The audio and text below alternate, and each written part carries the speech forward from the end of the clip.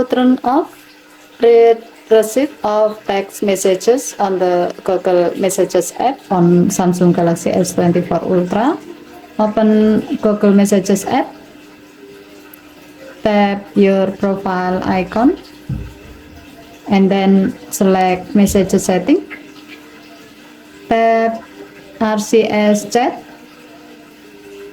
and then tap the blue on off switch next to send read receipt until the switch turns gray to turn it off.